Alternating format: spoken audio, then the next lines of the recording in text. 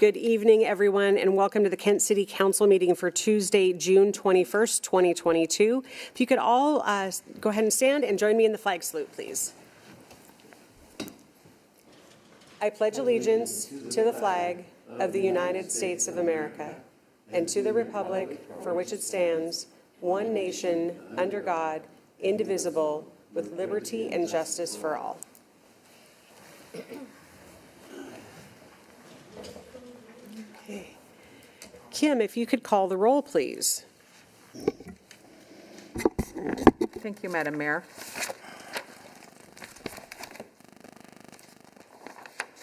Mayor Ralph. Here. Council President Boyce. Here. Councilmember Fincher. Here. Councilmember Core. Here. Councilmember Larmer. Here. Councilmember Michaud. Here. Councilmember Thomas. Here. Councilmember Troutner. Here. Thank you. All right. Item number 3 is approval of the agenda. Are there any changes from council or staff to the agenda? Okay. Seeing none, a motion would be in order to approve the agenda as published. So move. Second. Got a motion and a second. All those in favor? Aye. Opposed? Motion carries 7-6-0. Do we have? We have everybody. 7-0. All right. We're going to move on to the next item on our agenda, which is public communications.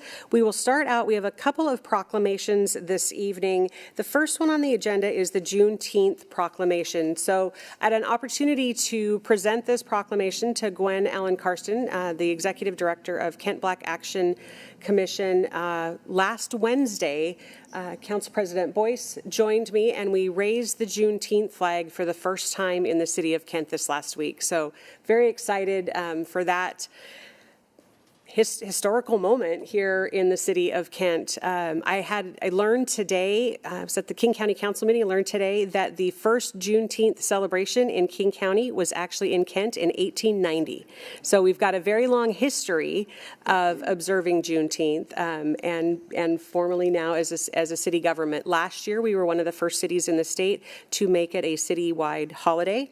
And this year for an observation of Juneteenth, we had a community graffiti paint day of service. So looking forward to more of those in the future. And then Saturday was the Juneteenth event up at Morrow Meadows Park. Fabulous event, lots of people, great chance to talk about the history and what Juneteenth means and what it means to our community. And I'm very grateful for KBAC and the work that they are doing to help our city. So.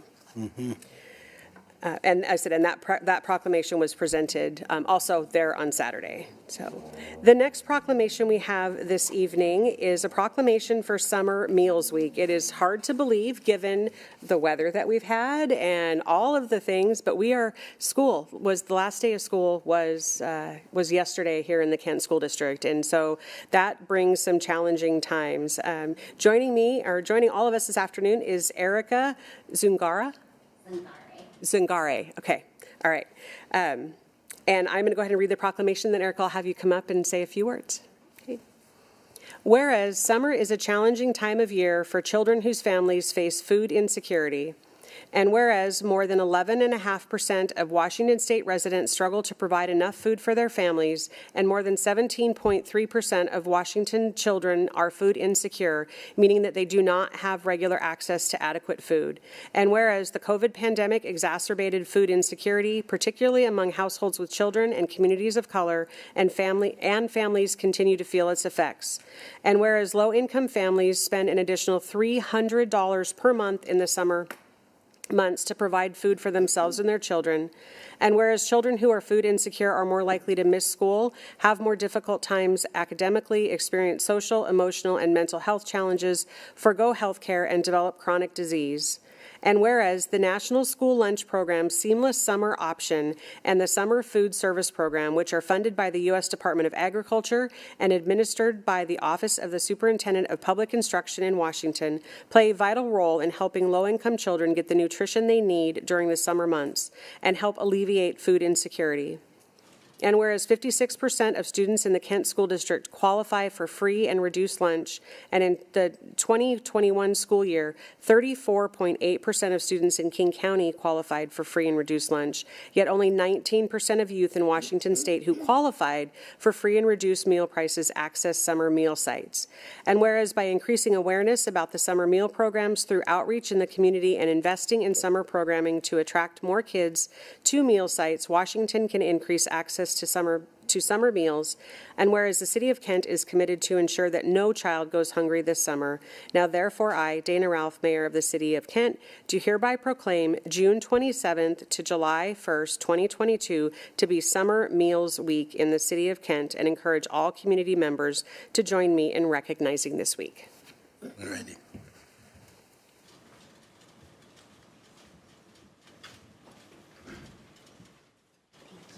Present that to you and do a quick picture.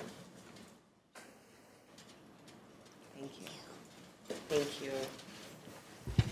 Hi, everyone. Thank you so much for being here, and thank you to the City of Kent for this proclamation. It is very important and vital. And on behalf of United Way of King County, I just want to say thank you to everyone, and also for families that are looking for free summer meal programs in the City of Kent, like the YWCA the YMCA in Kent. You can go to freesummermeals.org.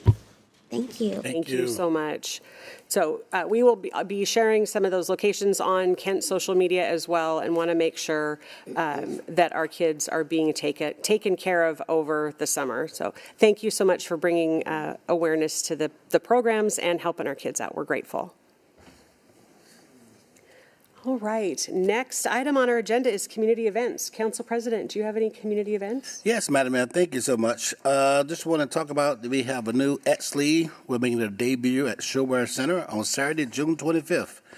They had a game with the Seattle Thunder and the Denver Rush. The game starts at, they also had the playoff game on Saturday, August 27th. We also have a gut check wrestling tournament June 27th and 28th. And we got a Showwear shootout 3-on-3 basketball tournament on Saturday, July 9th, featuring Les Thomas playing in that lead now. We also got the Ford Show Mustang. That should be a lot of fun. Got the show coming in now. That'll be a lot of fun. I assume it's only all Ford show, so Mustang All and Fords. Ford. Unfortunately, no Mopars. No more parts out. That'll be fun. Lamb of God Omen Tour on Monday, October 10th, and Glory Trevi Esla Divina World Tour on Saturday, October 15th. And we got Los Tigres del Norte Reunion Tour. I probably messed that up, but anyway, it's November 4th. I also wanted to give a shout out to our Kent Thunderbird. They did a phenomenal job in the playoff. Came up a little short, but Just barely. Just barely, but really a great showing for the team. So that was a really good year for them. So, Madam Mayor, that ends my report. All right. Thank you very much. Councilmember Fincher. I just wanted to remind everybody that starting the first week of July, our concert series is back in full force.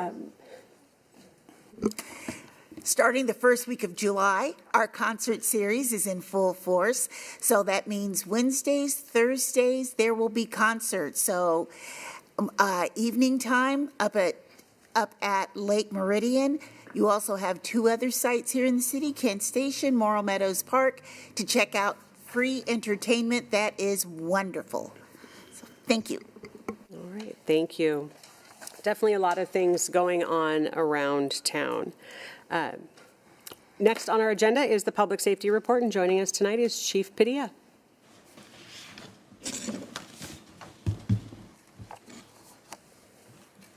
All right, good evening, Madam Mayor and members of the City Council. It's my pleasure to bring you this month's report. I want to say up front, this is a long report, so bear with me. Lots of information. We'll get right into it. Whoops, I go back here. Okay, thanks, Kim. One of us has got it. So I want to start tonight's report with an update at the midway point for this year in terms of our crime stats. As I've noted in prior reports, we use our NIBRS stats, our National Incident-Based Reporting System, which is run by the FBI. All jurisdictions in the country are supposed to be reporting their data into this national system. But what's notable for us is that some of the numbers will appear different at the local level than they will appear sometimes at the federal level. And that's because each state has different crimes, different names for crimes, and so that gets tweaked a little in the final report. But this data is our data, and this is a clear picture of what's going on in Kent. The Washington Association of Sheriffs and Police Chiefs, WASPIC, will be putting out their statewide numbers next month, and when that is released from them, I will come back and go over the overview of how we relate to the rest of the state. I think what we're going to find is we look very much like this region, and everyone is having very similar issues. I anticipate, or I should note rather, that the numbers you'll see in this data are as of June 15th, so they're already outdated, and I'll do some modifications as we go. And I don't think it'll become as any surprise to anyone that the numbers are very high, historically high, in fact. You will see clear trends in terms of when the numbers change and points in history and time. And I want to remind everybody of some current or some major events that occurred during this section of time that have a direct impact on our numbers. COVID, mid-March of 2020, the death of George Floyd back in May of 25th of 2020, the reform laws that came out July 25th of 21, and the significant voluntary resignation of 30% of our uniformed workforce also in 2021. Those are all direct impact to what's going on. And I do want to share that I am incredibly frustrated that I have to report that we are in a sustained, what I would refer to as a crime epidemic. And so we have to start finding a way out of this, and that we'll talk about that. So first slide up, starting with the top level crimes here. So this is our shots fired data over the last 5.5 years. If you look there from 2017 was a significantly high year, one of the highest we've had in our history. But as you see, no longer the highest we've had. We see a decrease in 2018 in numbers. We see a sustained decrease in 2019. And then in 2020, we take a turn, a significant turn in 1 year. All right, so there's that. And then followed on in 2021 with a significantly higher increase. We're looking at those numbers and more for this year. I do want to note there under the 2021 numbers in the homicide column, you note that there's an asterisk by 11. That's because we had 13 homicides in 2021. 11 of those came by way of use of firearm. So that's the difference.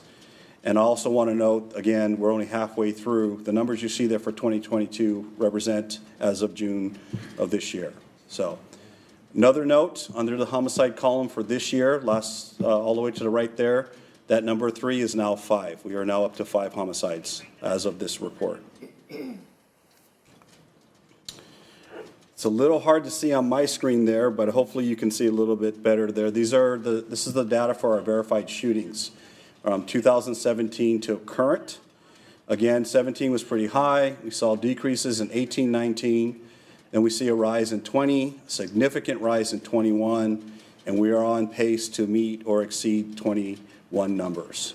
The top number are your yearly totals. The bottom graph represents the monthly averages. So right now, this year, we are averaging 17.2 shootings a month in our city. Wow. Robberies, same graph. This is one of the oddball stats, if you will. Robberies have been kind of up and down. The trend most recently, if you look at the bottom graph there at our monthly totals, is that we are trending up. I don't really have a way to quantify why the numbers are up and down this way. It is one of the few categories that is either flat or lessening, and I think some of that has to do with underreporting, but I don't have any data to quantify that. Another look at robberies by 6-month segments. If you look back in segments from January to June of 2020, then July to December, then you look at January to June of 21, and then you see the huge jump there in July to December of 21. Again, some of the new laws became enacted in 21. Another thing I didn't know that I should have, and I apologize, is that we also sustained in 21 the Blake decision. That came out in February. And so drug possession laws were impacted for a solid 5 months where it was legal. And then the legislature enacted laws that put us in this deferral system that we're in now. And so those are significant points and turning points in our history there.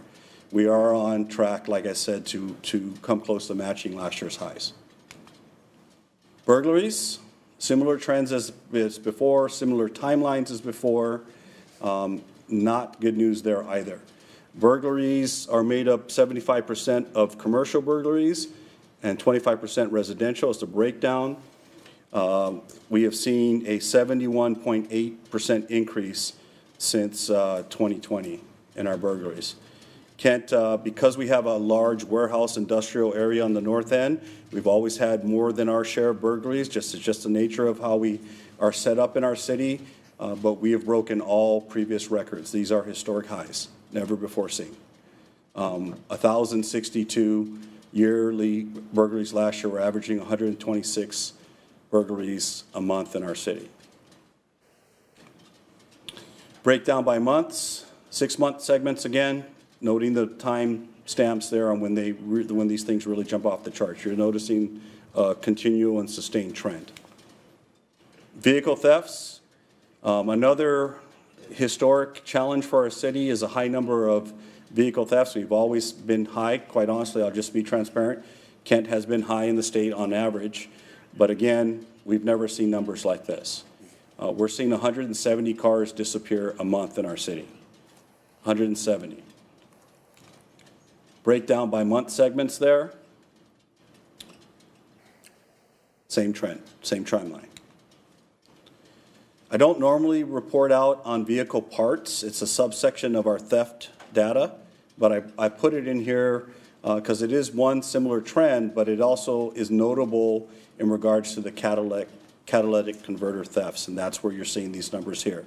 Probably 85–90% of these stats are catalytic converter thefts, and the remainers are stolen license plates. As you know, stolen plates are used to commit crimes with other cars. You put fake plates on your car, you go out and do a robbery, it's harder for us to catch you, that type of thing. Shoplift, another category I don't normally talk about, but it is one of the things that we are looking seriously at now in terms of strategies to combat some of the crimes and nuisance things that are going on in our city. Two major drivers to the shoplift. It's been well publicized in the media. You've probably seen out there. There are significant organized retail theft organizations that are hitting most of the country, and we are no exception to that. But the other part of this, and I don't want to sound inconsiderate, but if you go to any of our homeless camps anywhere in our city, what you will consistently find is stolen property. Stolen property from homes, apartments, and our retail box stores. And that is universal and without question. So shoplifting is, I think, a result of what's going on. It's a symptom. And the other thing is, these numbers are trending higher than we normally see, and that is remarkable in that most retailers do not report shoplifts. They don't call 911. It's generally a store policy that they don't do that, and quite honestly, they're probably pretty frustrated with response times because they wait around a long time for a police response because of our staffing. So one of the categories I think significantly underreported. Malicious mischief. If you're wondering what that is, that's what I wondered when I moved here from Hawaii. In Hawaii, we called it vandalism. In Washington, it's called malicious mischief. Long name, means the same thing, property damage. These numbers are in here as well. What you're seeing represented in that chart are the graffiti and tagging and the large amount of broken, smashed windows from our businesses that we've seen around town. All the boarded up windows and things of that nature. Those are represented there. Again, very high numbers. Drugs, again, something I don't normally put in here, but it's interesting to see a reverse trend. If you look over at the start of January 2020, you look at the average cases per month for drugs, we were averaging just under 20 cases, and we are down now. We've come down as of July a lot. And again, 2020 represented the Blake decision and the change in the law. Enforcement is down close to half, and then we're starting to move back up in that regard. Our officers are making contact. They are trying to address the issue. They are trying to do the referral process. I'm going to be honest with you, it is not working. We receive daily calls about the open use of drugs in our community. And that's not hyperbole, that is fact. So it is an issue. When you consider that fentanyl is the #1 killer of adults in our country, when you consider that the newest trend in narcotics transaction is to lace all forms of drugs with fentanyl. So if I want to increase my sales of marijuana, marijuana is not addictive enough as I'd like it to be, but fentanyl is. So if I lace my marijuana with fentanyl, I increase demand, I increase addicts, and I make more money. That is what's going on with heroin, marijuana, and other drugs right now. So it is a serious problem. 400 people lost their lives to fentanyl overdose in 2021 in King County alone. A lot of those are juveniles. Sorry. And then our overall cases. So you can see significant jump in the call demand for case reports taken by our officers. What is very interesting about this set of data is that while you see our number of cases and reports going through significantly higher, what's not going higher are calls to 911. Since mid-2020, during the George Floyd murder and all of that was going on, there has been a significant and notable decrease in the number of calls to 911. And I think you can probably put together the pieces. People don't feel safe. Whatever the issues are, they're not calling at the rate that they used to call. So while we're getting flat to decreased numbers since that time, you're seeing the number of reports still go up. Very interesting. And I look at that, and what I reflect on with that is that people are underreporting crime. There isn't a single community event or opportunity where I'm out in the community where someone doesn't come up to me and say, hey, you know, we had our business broken into. And I'll ask the question I always ask, did you report it? And I will tell you the trend lately is more times than not, they're not bothering to report it. People are frustrated, and they're starting to have a sense where what's the point? And we've got to fix that. Things to consider. I want the community to know that we share your frustration. The mayor, myself, city staff, and the city council, we're out there. We hear it. We've had numerous meetings, numerous sessions, hundreds of complaints, and I am very frustrated, and I'm sorry. It is not a lack of effort. It is not a lack of willingness to address these issues, I assure you. I'm going to talk about some of the things we are doing, but that's the issue. We understand it, and we acknowledge that you have a right to be frustrated. But some things have to change. The other thing I want to consider is the crime data is pretty clear. As far as I'm concerned, the allowing of open drug use, not enforcing possession laws, some of the restrictions that have been placed on the authority to enforce laws and law enforcement, the staffing crisis with law enforcement in the state and in our city, and some of the criminal justice systems that are not engaged fully the way we need them to be are all contributing to this problem. And so it's something we really need to pay attention to. Chief, I'm going to hop in here. Councilmember Thomas, did you have a question? I did. Thank you, Madam Mayor. Chief, we're seeing nationally a lot of crime going on but not prosecuted. How are the officers, how are we doing as far as our judge, our criminal system there, prosecutions, and I guess the morale of the officers as well, which is probably a twofold question, but. Yeah, so I'll start with prosecution. Okay. I think in our city we do a good job of controlling what we can control. Our prosecutors are trying to meet the will and desire of our community, balancing providing services and resources with accountability. The mayor has been very clear to staff. It's both. We don't want to be in this either or conversation. It's not one or the other, it's both. So at our level, at the local level, I think that we're doing the best we can do. Our challenges, and the mayor and I have been in many, many discussions, and we look forward to continued discussions, is at the county level with prosecution. We understand the need for restorative justice reform. We understand the need for humanitarian efforts. We understand the needs for services, but we can't forget the needs of the victims, and we can't overlook the general impact that crime has on all of us, whether you're directly the victim of crime or you're related to it. So we continue to meet, there's opportunity, we will be at the table, we'll continue to have those conversations, but I would say our biggest challenge is at the county level. Okay, I'm glad to hear what you're saying. It kind of affirms, I guess, some of the thoughts that I've had and talks with people. They're not frustrated with Kent, but they're very frustrated with King County. And that's unfortunate because that's hard on our officers, too. So yeah. Let me ask one last question. How full is the jail today? Our city jail? Yeah. We, if I'm recalling it right, the numbers I see today, we're right about 70 people in our 100-person jail. Yeah, generally can hold up to about 100. We're doing, and incarceration, I want to be clear, incarceration isn't the tool to fix everything. What we're saying is that it has to be part of the overall approach to it. Very good. Right? It's not the only trigger. You asked me a question I want to briefly touch upon with morale. I think our officers are doing as good as they can under the circumstances. The challenge is to keep them focused on the things that they can do, and that's what we're trying to leverage. Right? Appreciate it. Yeah. Thanks, Chief. And you just got me in all kinds of big trouble with King County. Thank you, Councilmember. Send it to me. Okay. And they are frustrated. I think we feel the brunt of the frustration at the local level more than anywhere else. They know how to find us. They know how to get a hold of you all. So that's the challenge. Let's see. In this, some of the things to consider is that we need our crime victims to continue to report crime.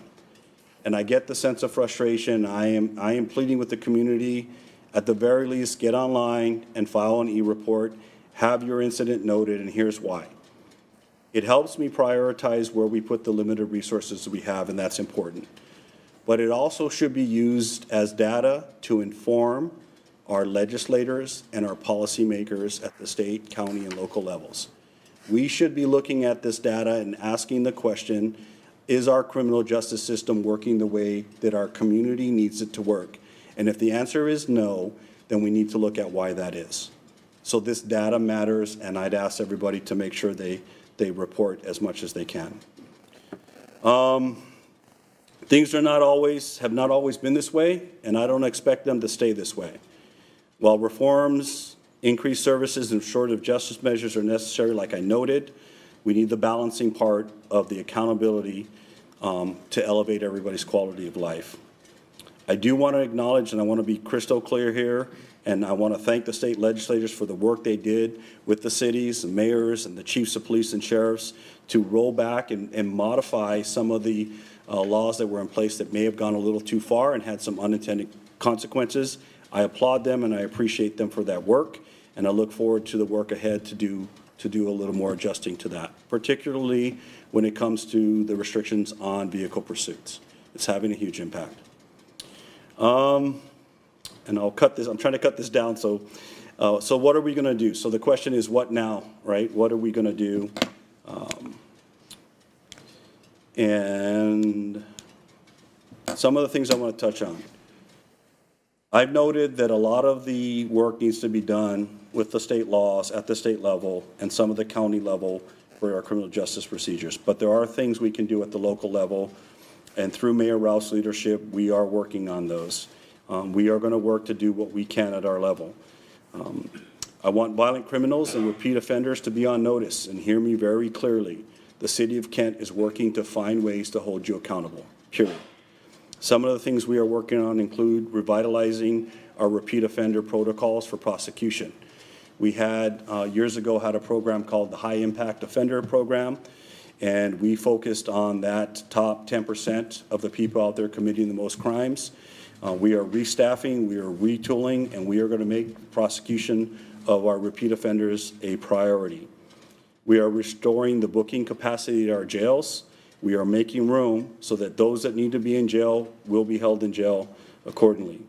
We are researching potential city ordinances that we will bring for the City Council's consideration that will provide tools and systems that allow us to address some of the nuisance and quality of life crime issues.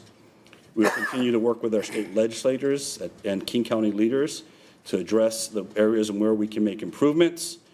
We are working to staff our jail with a second work release crew that will double our capacity to address homeless camps, cleanups, litter, and graffiti. And we are hiring police officers at a rate not seen in decades. We are going against the trend of most of the cities in our state, and we are seeing numbers go up, and we will continue to make improvement and close the ground with our vacancies. There'll be a lot more to come, more information, more specifics as we develop these plans, and we will report back when those are ready for your consideration. So I'll pause there, Council President, for any questions at this point. Councilmember Thomas. Oh, sorry. Thank you, Madam Manager. So, Chief, I've got to ask this. Kent is not alone in this region. Is Auburn, Federal Way, Renton, they have an almost identical situation? I don't know how intense their numbers are, but everybody's numbers are up, is a fair statement. Seems that way. All right, thanks. We are working very closely with, especially those 4 largest cities in South County, on all of these issues. Sure, thanks. Any other questions for the chief at this point? All right, I'm not seeing any. Okay. Next up, I wanted to provide the information I can provide on the officer-involved shooting we had last Monday, June 13th. As has been well reported, we had an incident early in the morning of June 13th around 4 a.m. Our officers were dispatched to a report of a male stopped in the roadway in his vehicle on Pacific Highway South, a major thoroughfare, unconscious and possibly DUI. Our officers responded to deal with that situation. During that encounter, there was a physical struggle involving our officers. One of our officers announced over the radio that the driver had a gun. And about 2 minutes after that announcement on the radio, there was an announcement that shots had been fired. I can confirm that none of the officers were hit in that encounter, but the suspect was hit and is deceased. I do also want to note that our officers and adjoining officers from other jurisdictions responded and performed life-saving measures in an attempt to save his life and were not successful.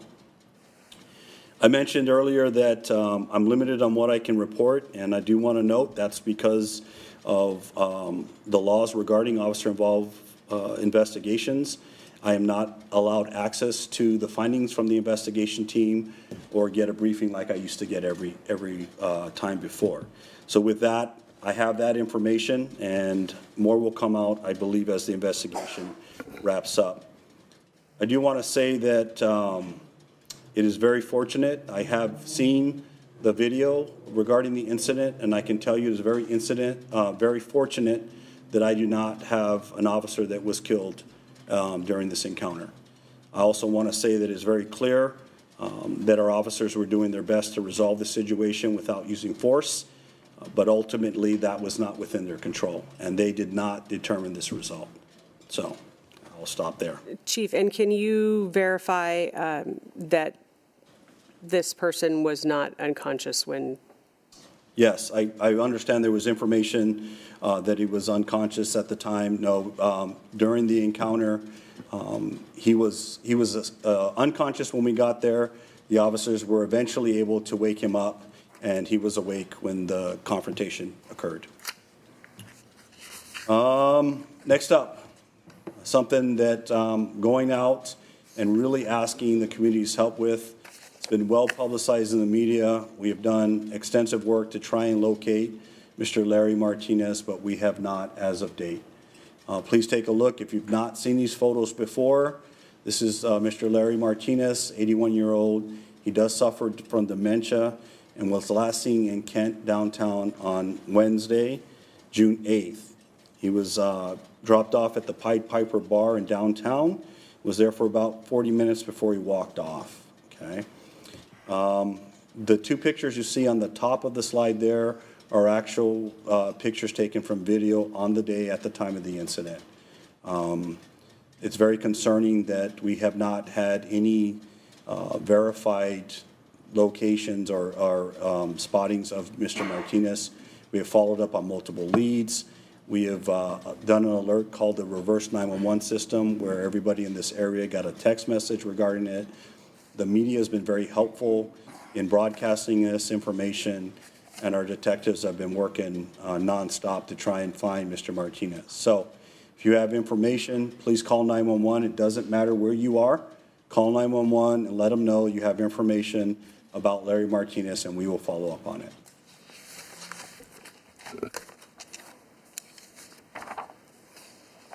Okay.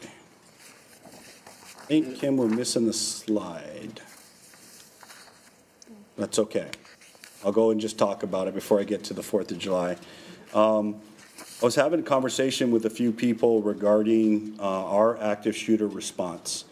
And some of you may have seen on today's news, there's been some information put out in national news regarding the shooting incident at Uvalde, Texas, at the elementary school. And it's a pretty severe and significant indictment about how that was handled there. And so I don't want to comment on that, but my purpose in bringing this up is I do want our community to understand what the response would be from Kent PD and the nearby jurisdictions in this region. Plain and simple, we prioritize life. We prioritize life of innocent victims above our own. That is what we sign up for. That is what we do. And that's what I expect will happen should an active shooter come to Kent. Our training is crystal clear. We get there as soon as possible. We go in and we stop the shooter, period. That's it. And it doesn't matter if it's one officer or if it's 20. Seconds equal lives. That's how we train. And so we get in there as soon as we can because we know it will save more lives. We train on this regularly. And as your chief, I am confident that we have the right people, we have the right training, and we have the right equipment to neutralize an active shooter as soon as humanly feasible should they show up here. And so hopefully we never have to test that, but I will say that I expect a significant difference in response than what we saw down in Texas. That can't happen here, ever. Okay? 4th of July. Transition to that. So just as a reminder, we're a couple weeks away from the 4th celebration this year, and as much pain as I'm about to take for saying this, all fireworks are banned in the city of Kent. And you can have your opinion for or against that. That is the law. That came by way of voter initiative in 2015, and then the ban took effect in 2017. So this is the will of the vote at the time. This year, holiday falls on a Monday, but we will have firework emphasis teams out patrolling the days leading up to that. So Friday, Saturday, Sunday prior to the actual holiday itself. Our goal is to provide a safe and day of celebration, free of property damage, injury, or worse. Our approach will continue to do all we can to get members of the community to comply with the law.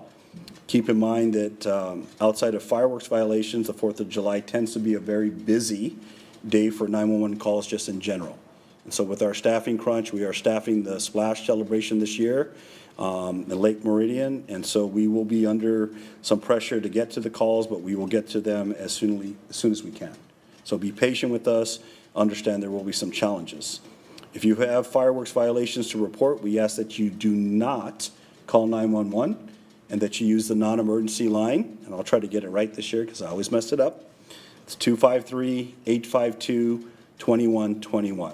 253-852-2121. They will take your call. They will put it in queue. We will get to it as soon as we can. Okay. With that, I do want to touch on the splash. We are having the splash event during the day at Lake Meridian. That event, I believe, closes, is it 7 p.m., Mayor? 5, okay, 1700, which is 5 p.m. Due to staffing, we are not able to staff the public fireworks display this year. So we're going to put on a great family. Parks is working on a great family focused event during the day with food and festivities. And then as we would normally close the park at darkness, we are going to do that day. We simply don't have the staffing to handle what could be 10,000 people showing up to see fireworks. So we are hopeful. I know, Mayor, you'd like to very much so get that celebration in full force next year, and hopefully we'll be in a different situation then. Chief, I do want to jump in here. In years past, the City of Kent has contributed to the fireworks display, partnered with the Lake Meridian Homeowners Association on that show. Because there will be no public access this year, park is closing, we don't have the police staffing or the park staffing. The City of Kent did not contribute to the fireworks show. The Lake Meridian Homeowners Association is doing a private show, meaning they are paying for the show. And I just want to make sure that everyone knows that it will be happening, but there is not public access. It's being paid for privately by the homeowners around the lake. And just a point of clarification, Mayor, that is a permitted Yes. event. They've Yes. sought and obtained a permit, as is in accordance with the state city code. Our code requires a permit, and that a professional pyrotechnician does that display. They have applied, or everything that they're doing is according to our city code. So just, and hopefully next year, if we can get staffing where it needs to be, very much looking forward to bringing that public fireworks display back out to Lake Meridian. It's a great way to end the day and for our families to have fireworks in a safe way. And then, to finish out the report, I do want to put in a plug for the upcoming National Night Out event. It'll be August 2nd this year. That's a Tuesday, as it always is, first Tuesday in August. And we are asking all neighborhoods to consider hosting an event. It is a great opportunity to get to know your neighbors. National Night Out is a campaign where we bring police and community partnerships together in neighborhoods to talk about issues, talk about how we make each other safer and how we improve the quality of lives for everybody in Kent. It started off as a pretty law enforcement focused event. And in our city, I think we've just made it a citywide event. Council's there, members of staff from all of the city departments are there. We even let the firefighters come out and bring their trucks and stuff. So it's a great event. We hope that you will consider hosting or attending an event. Check out our website at www.kentwa.gov/police. Look for the community education button, and then select National Night Out, and you'll see how to register for the event. So we'd like to have, I'd like to see 100+ events if we can this year. And city employees, we're looking for volunteers to go out and do rides, so we look for help there as well. So that was a little lengthier than normal. Thank you for that.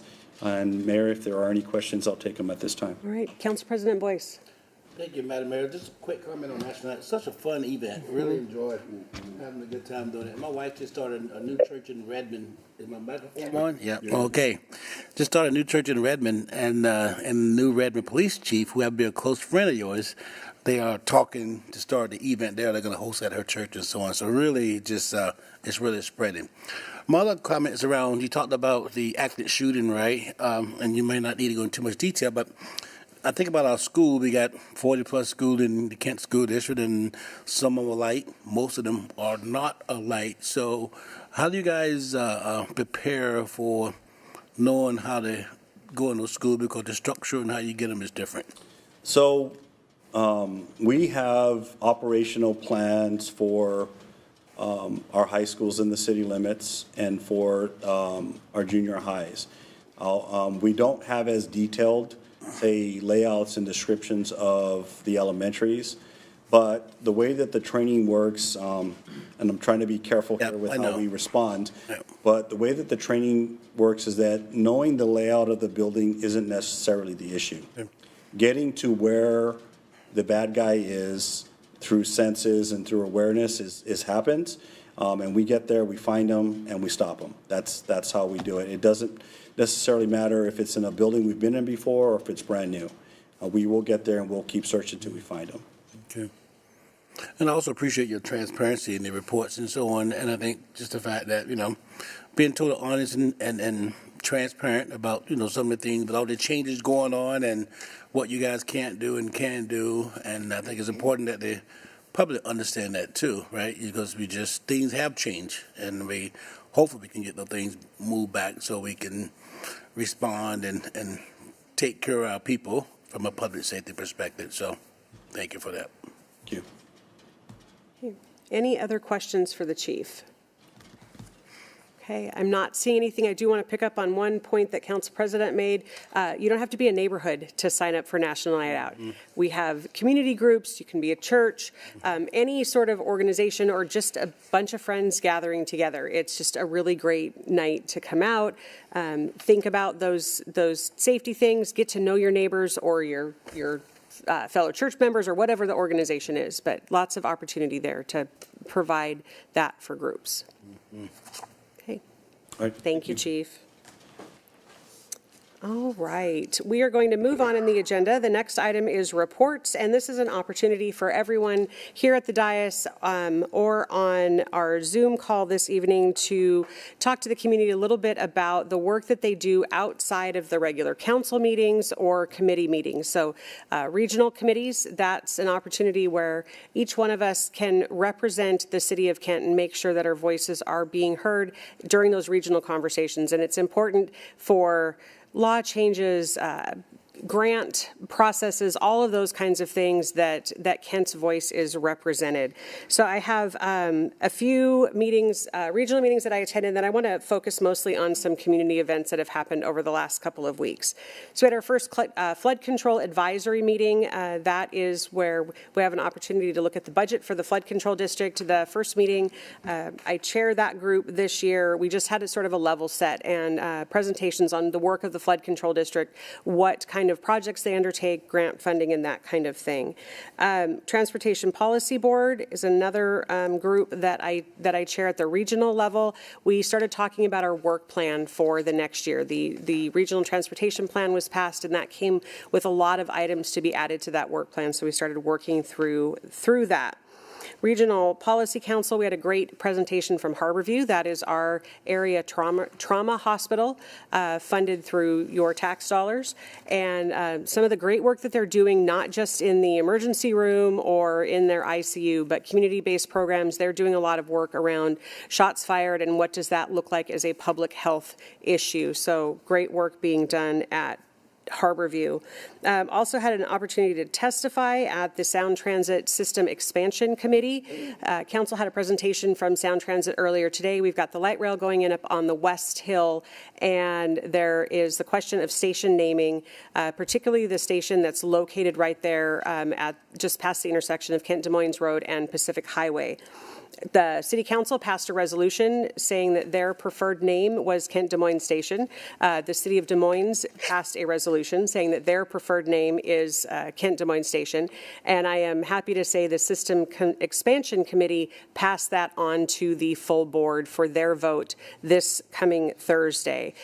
We heard overwhelmingly, or Sound Transit heard overwhelmingly from the community that that is the name of choice. 67%, I think, favored the name Kent Des Moines Station. The other name that's in play is Highline for Highline College, which is across the street there. I will tell you my concern with the name Highline is it's confusing. When I think of Highline, I think of the Burien area. I think of Highline School District or Highline High School. So we are hopeful that the full board will support the name Kent Des Moines Station coming up this week. I want to talk a little bit about some of the great events that happened here in the city over the last couple of weeks. I'll tell you the two highlights I had. I got to visit with all of the sixth grade classrooms at Kent Elementary, opportunity with each one of those classrooms just to answer their questions about things going on in their community and their city government. That is something I look forward to every year. Ms. Saucedo there at Kent Elementary helps coordinate that, and I'm really excited for what those sixth graders are going to be doing as they head into middle school and beyond. Lots of great questions and conversation. In that same vein, the Girl Scout Daisy Troop 40135 came to City Hall last week, and we spent about 2.5 hours. If you haven't seen the pictures on our city social media, check it out. Cutest kids you have ever seen, and full of all kinds of wonderful questions and engagement. We took a little walking tour.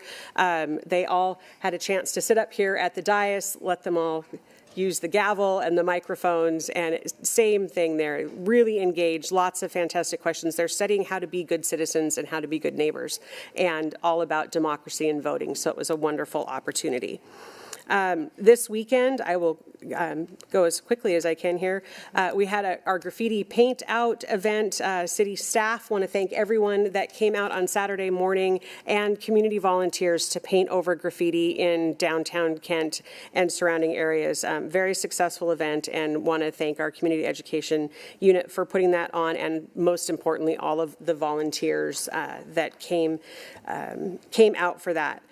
We also had Kent International Festival. I want to say thank you to Nancy Skipton and her whole committee for bringing the Kent International Festival back in person this year. It was a great event, and we're excited to see it going forward. So some food trucks and lots of displays, booths, and most importantly, entertainment from many of the cultures that are represented here in the city of Kent.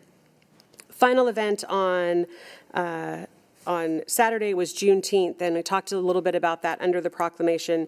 KBAC, Gwen Allen Karsten, and her team put on another amazing event up at Morrow Meadows Park. Very well attended, and there's always great food. A local barbecue restaurant provided that food. There was entertainment and lots of opportunity for learning. So again, thank you to KBAC for that. Finally, I had a chance to attend the King County Council meeting this afternoon at the invitation of Councilmember Von Reichbauer. King County has our first a minor league cricket team coming, the Seattle Thunderbolts. They're going to be playing on the east side at Marymore Park and a park in Sammamish, but the message is cricket is the second most watched sport in the entire world, second only to soccer, and that viewership is growing. And you think about our diverse population here in King County, and it's no wonder that it's becoming a very fast growing sport. City of Kent this last year was able to put in somewhat temporary cricket pitch up on the East Hill, looking for opportunities to do something that's more permanent and expanding those facilities so that we can meet the needs of our community. So the Thunderbolts will start playing on Saturday, and I think that's at Marymore. Great team. We're excited to have them, and the eventual goal is to have a professional cricket team here in King County. So King County Council is working on that. Councilmember Von Reichbauer has been very supportive, and he actually gave the City of Kent some grant money last year to work on cricket here in Kent. So good things happening. With that, I'm going to turn it over to Pat Fitzpatrick, our interim city administrator. I was going to say attorney, and then I stopped myself. Right, yeah. Thank you, Madam Mayor and Council. Keeping it short tonight, the CAO report is in the minutes, and we do not have an executive session tonight. Thank you. All right. See, I used up all of his time with my very long report, so thank you for that. Council President Boyce. Thank you, Madam Mayor. As you stated, last Saturday was a busy week. I mean, I think it was all running back and forth from one event to another event, so very exciting time for the city of Kent. Early on, we had our Operation and Public Safety Committee this afternoon at 4 o'clock. I think for the most part, what came out of that, we had a couple reports from our police officers. The chief talked about this new pilot program called Flock Safety that they're going to be hopefully bringing back and implement it. It's all around keeping our community safe. We had a report out from Officer Eric Doherty, who is our diversity engagement officer, sharing some really good things on what they're doing for us recruiting and hiring. I think things are picking up for the city of Kent for us people who's coming and being in the pool for want to work for the city of Kent police officers. That's really good. He talked about some decals and windows that they use for the business, which is called Safe Place. They got it coming out in a different language. It's a cooperation partnership, and it's free, and also train the employee. So that is going extremely well. The other thing I want to talk about, we had during our workshop, we had the opportunity to have Representative Tina Orwell come and just talk about human trafficking. I think we're all familiar with human trafficking, what's going on. I think Representative Orwell is really leading the charge for us making sure that we are have a system in place, holding people accountable around human trafficking. It is a big issue, big problem, not only in the country, but also here in Kent. And I think working closely with our police officer, I think Kent is really out on the forefront trying to get our arms around this year. But it take all of us to kind of, see something, say something. You see something that doesn't look right, you need to make sure you report it out. And the mayor talked a little bit about the sound transit presentation around the new light rail that's going to be coming in here. They're making great progress on the light rail. So I think it's going to go, it's 7.8 miles from Angle 8 to Federal Way. So great progress on that. I sit on the Sound City Association as a chairperson. We did not have a meeting since the last time we met, so I'm going to start and reach out to my council members so they can share what's going on. I know Councilmember Michaud not feeling well, but do you have anything you want to report out, Councilmember Michaud? Thank you, Council President. I'll just say that I serve on Kent's Human Services Commission, and we met last week to have our initial review of the grant applications, and we did that with our small groups. And so I just want to thank the commissioners for all their time as that work continues. Thank you. And I also do want to wish Councilmember Michaud happy birthday. Her birthday was on Saturday, and she showed up at every single one of the events happening around the city. Her and her family came to the Graffiti Paint Out event. I saw her doing push-ups at Kent International Festival, and I know she ended up at Juneteenth. So happy birthday, and thank you, Councilmember Michaud. Hey, happy birthday. Thank you, Madam Mayor. Okay, Councilmember Core. Yes, we're going to go to Councilmember Core. Anything you'd like to report out, Councilmember Core? Thank you, Council President. I serve on a few committees, but today I've been Vancouver, Washington. I just got back from Association of Washington Cities. We had our nominating committee meeting today starting at 8 o'clock in Vancouver, Washington, and we went through interviews for the next board, and we'll have that for the general meeting on Thursday. That membership will get to vote on. And that is my only update I have. Thank you. Okay, thank you. Councilmember Larmer. Thank you, Council President. I serve on the King County Aging and Disabilities Advisory Council, and we met on the 10th. We had a presentation regarding tech access and adoption surveys taking place in Seattle. It's actually, this is one report out that was very Seattle specific, so not a lot to share there, but they are looking at elder use of technology, and they do so every 4 to 5 years. More relevant to us, there was an interesting conversation on lessons on resilience from LGBTQ elders, and it was just a very interesting discussion on LGBTQ issues affecting our older residents, including concerns about going into care facilities and having to go back into the closet. So just as just listening, it was really just a listening session, and it was I found it just very enlightening and educational, and learned things I hadn't considered were concerns for that community. So otherwise, it was a short meeting. I also serve on the King County Affordable Housing Committee, and we do not meet in June. We won't meet until the end of July. So. Thank you, Councilmember Larmer. Councilmember Troutner. Thank you, Council President. I am chair of the Economic and Community Development Committee. We met on June 13th. We moved an ordinance to adopt the 2022 to 27 Park and Open Space Plan. That will be on the consent calendar this evening. We also had a short presentation on the bridges de-annexation, and that will also come under new business, other business this evening. I am vice chair of the Regional Transit Committee. We met on June 15th, and earlier this year, the state legislature approved Move Ahead Washington, a transportation investment program that includes the opportunity for local transit agencies to apply for transit support grants. However, transit agencies are not eligible to apply for transit support grants unless they enact a free fare for youth 18 years old and younger and provide documentation to the state by October 1st. So we approved that ordinance, which will now go on to King County's Council's Transportation, Economic, and Environment Committee. And that is all I have. Thank you. Thank you. Councilmember Thomas. Thank you. Council President. So I serve on the Puget Sound Regional Fire Authority, along with President Boyce and Councilmember Troutner. And we didn't really have a lot to cover, but the only thing of real substantial interest was that we were able to hire 19 new firefighters, so that's really good. We also decided to cancel the July 6th meeting for obvious reasons, and that means that our next meeting will be July 20th, 5:30 at station number 78. You're all invited. You can come on out there if you like, and if you have any questions, it's 253-856-4300, 4300. All right, that is my report, Mr. President. Thank you. And Councilmember Fincher. Thank you, Council President. For the Arts Commission, we had our summer art exhibit. That was our last meeting, so instead of having our regular sit-down meeting, we were all over there. And remember, that is Kent's free art gallery. It's right across the parking lot. Centennial Building. Walk in one door, walk through, admire the art. You can walk right out the other side, but take advantage of that. If you have lunchtime, you're on a break, it's nice to go see, and that art exhibit changes about every couple of months.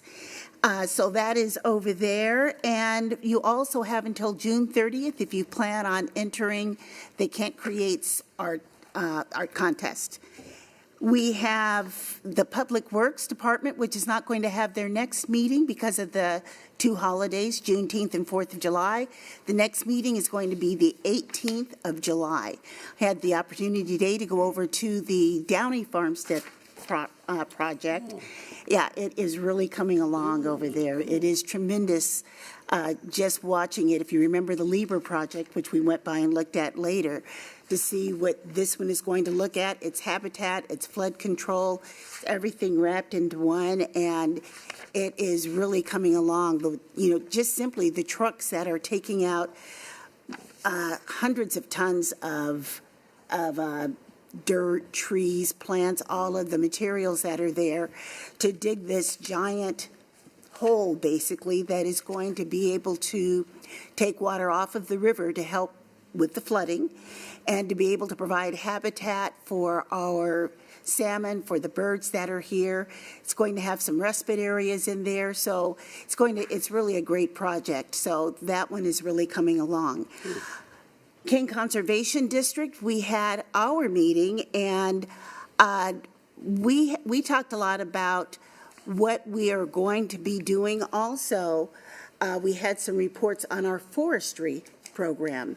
So we heard some really good things about that and some good opportunities for our city here with looking at urban forestry, but also throughout the county, looking at Firewise and some of the different projects that are available to help residents, whether you have, there are projects for 1 to 5 acres, and there are projects for much larger properties. King Conservation District offers things for as small as if you just have a regular yard squeezed in between two neighbors. They offer a number of different services, such as soil sampling and a variety of different classes. So classes, if you happen to have horses, there's classes to help you with that. If you happen to be a gardener, if you happen to want to learn about a variety of different things having to do with nature, if you live on a waterway, and say you live along the river, there's something to help you with that. You want to help with the drainage problem because the water running down the street keeps coming into your yard. There's different projects and things that they can help with. And that's King Conservation District. Information is at kingcd.org. And then there's Mental Illness and Drug Dependency Advisory Committee. Cascade Hall, which I mentioned last time, there was we had approved $4 million for that, and what that is, it's going to be an inpatient, basically an inpatient recovery center, and providing a variety of different services. It turns out that because of the capital needs there, that was not enough money, so $2 million more was approved, and that was a decision made by the executive, not by the committee, but that is going to be coming out of that same bucket. And it's basically a contingency, so anything that is not spent will revert back to the MID budget, and MID is Mental Illness and Drug Dependency Advisory Committee. We also talked a lot about our annual report, which is going off by the end of this month, so next week that will be delivered to King County Council. And the nice thing is that even with the pandemic, there were some great numbers there for the impacts of what was done, who was served, the variety of people who were served.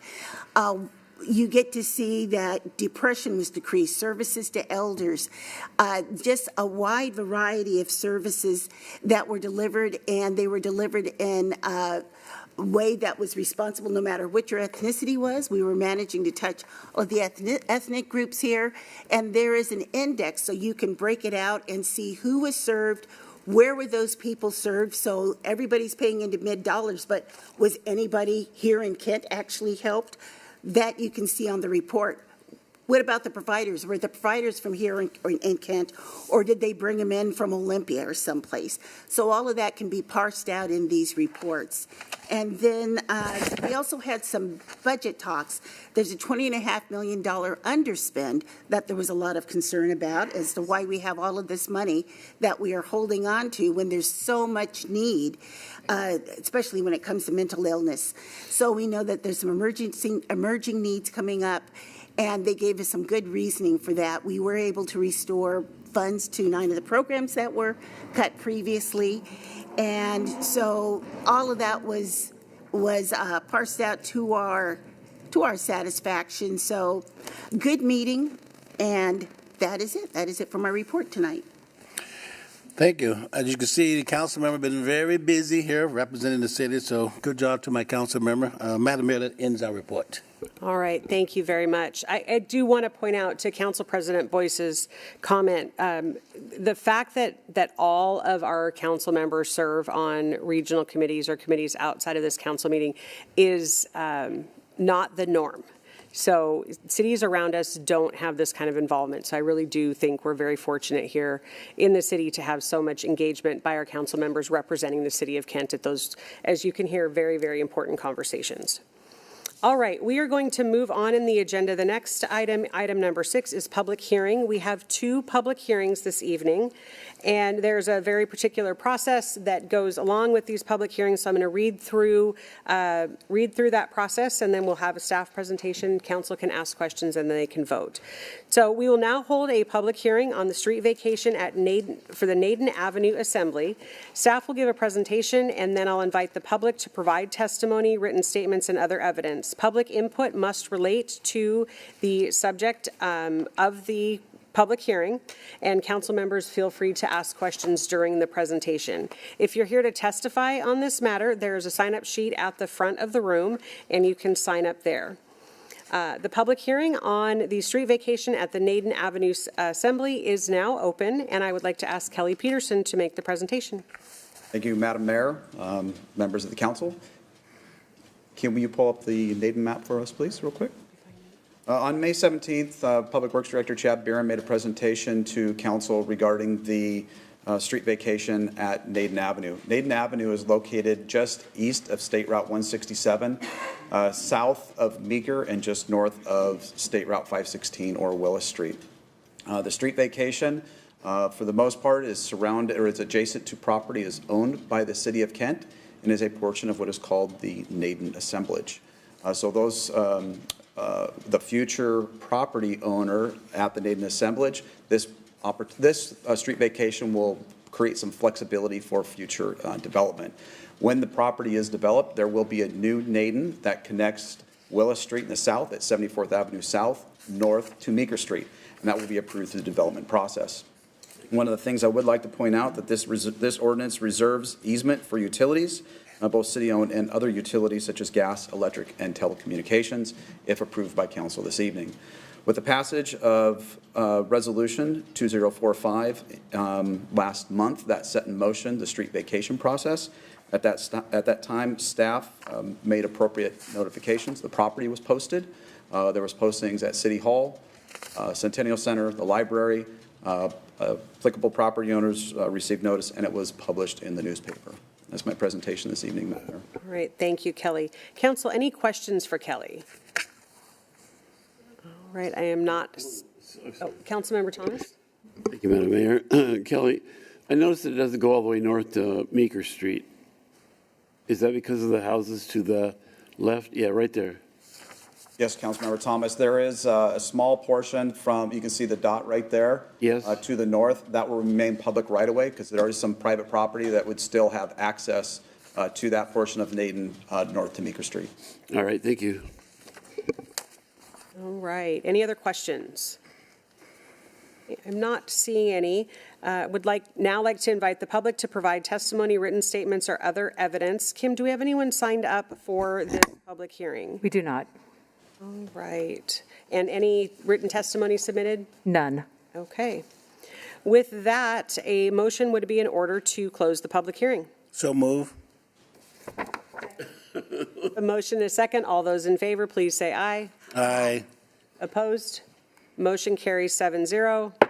The public hearing is now closed.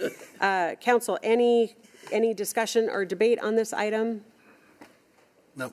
Okay, seeing none, then a motion would be in order. Madam Mayor, I move to adopt ordinance number 4431, vacating a portion of Naden Street, also known as Naden Avenue, and reserving an easement. Second. A motion and a second. Any discussion? Okay, seeing none, all those in favor, please say aye. Aye. Opposed, please say nay. Motion carries 7-0. All right, it's going to feel a little bit like Groundhog's Day. We're going to go through and do this process one more time, different area of the city. So we will now hold a public hearing on the vacation of an alleyway. Staff will give the presentation, then I'll invite the public up to provide testimony. If you are here to testify on this matter, you can sign up at the front of the room. With that, we will open up the public hearing on vacation of the alleyway, and I would like to ask Kelly Peterson to provide the presentation. Thank you, Madam Mayor. Chad Buren, Public Works Director, made a second presentation on May 17th at the council meeting. At that council meeting, council passed resolution number 2046, setting today's date as the public hearing date for a street vacation in the Railroad Avenue neighborhood. If you are familiar with the 7-Eleven at the corner of Willis and Central, this is just to the southwest of that area. So more specifically, we have Railroad, it's a north-south street, Railroad Avenue South. This is just to the east of Burlington Northern Railroad tracks. And then we have the Bridges Avenue South. The area in question is this is the black box right here, running north and south from Russell Street down to Morton Street. Unfortunately, this particular area has some nefarious activities that happens quite frequently. Reflects some of the information that Chief Padilla presented tonight. There are 14 property owners that abut this alley. This is a mutually beneficial, if approved. It would help the property owners, it would help the city of Kent as well, and hopefully reduce some of the activities that are occurring. What this does, removes, if approved tonight, this removes the public access to the alleyway. This would allow the property owners to go in and fence off the alleyway. One of the things that this does, similar to the previous one, the ordinance reserves easements for utilities, both city-owned and private utilities, as well as for those utilities to have access in there. On approval of resolution number 2046, the property was appropriately noticed. They had postings at City Hall, Centennial, the library again. Letters went out to property owners, and it was also posted in our newspaper.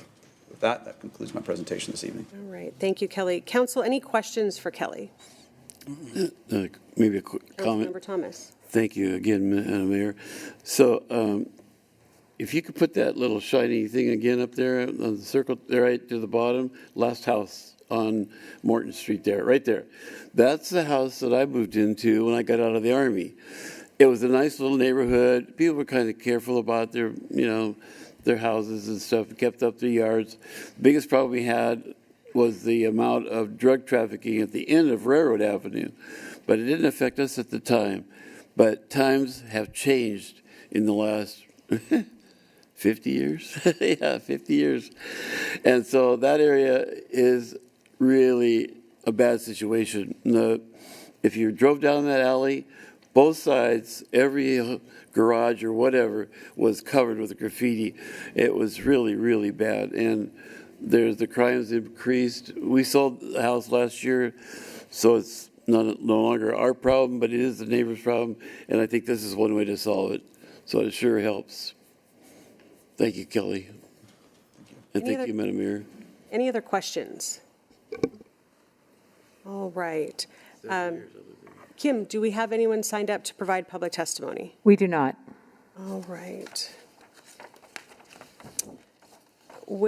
And do we have any written comments submitted? None. Okay. So having no public testimony, no written comments, is there a motion to close the public hearing? So move. Got a motion, a second. All those in favor? Aye. Opposed? Motion carries 7-0. Council, any debate or discussion? All right, seeing none, a motion would be in order. Madam Mayor, I move to adopt ordinance number 4432, vacating a portion of right-of-way in the Railroad Avenue neighborhood between Railroad Avenue South and Bridges Avenue South, and between East Russell Street and East Morton Street, and reserving an easement. Second. Okay, I've got a motion and a second. All those in favor, please say aye. Aye. Opposed, please say nay. All right, motion carries 7-0. Thank you, Kelly. I want to say thank you to the council for passing this tonight. We have received a lot of input and requests from the neighborhood, and I really do think this is going to make a significant difference for them. We've been able to close off alleyways in other parts of the city, and it has been successful. So I just want to say thank you all for being responsive to the neighborhood and helping them help themselves and us, because I really do believe it'll make a difference. So. Thank you for that. All right. Item number 7 is public comment. This is where anyone has the opportunity to bring their concerns or issues to the council and mayor on issues related to the business of the city of Kent or agenda items the council will consider at this meeting. Comments that do not relate to the business of the city of Kent are not permitted. And I do want to remind everyone that Washington state law prohibits people from using the public comment period to support or oppose a ballot measure or a candidate for office. Kim, do we have any speakers tonight? Yes, Madam Mayor, we have 3 people signed up to speak. The first speaker is Suzanne Jones, followed by Tim Brown, followed by TJ Peterson. Okay, as our first speaker's making her way up to the podium, do want to let you know that we have a 3-minute time limit. There will be a timer that's put up on the screen so you can see where you're at in that process. And if you could please state your name and city of residence for the record. I'm Suzanne Jones from Enumclaw, Washington. I did most of my schooling in Kent. I'm here tonight to talk about the $1.52 million that's going to the former Assistant Chief of Police. I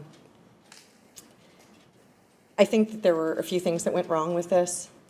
First of all, though, I want to say that I'm very proud that there is now a culture in the Kent Police Department where someone reported what they saw as a problem. Anti-Semitism is a problem that definitely needs to be addressed, and that's nice to see. I want to see that continue and expand. I think part of our problem is that the first punishment was not adequate, which of course caused an uproar in the public. When you give someone 2 weeks off, unpaid, as a disciplinary action, they really probably should not be allowed to take their vacation pay to make up the time. That kind of seems to defeat the purpose. The way I see it is that then that put pressure on Mayor Ralph to have to respond to the public outrage, and probably firing this officer was not the correct action either. If he truly has a 27-year spotless career, we probably really need him in Kent. He clearly had some issues that needed to be addressed and were not addressed in a timely fashion. I have a very hard time believing that he did not know what the insignia meant. That seems improbable. So 2 weeks of unpaid was probably not enough, but firing may have been too much.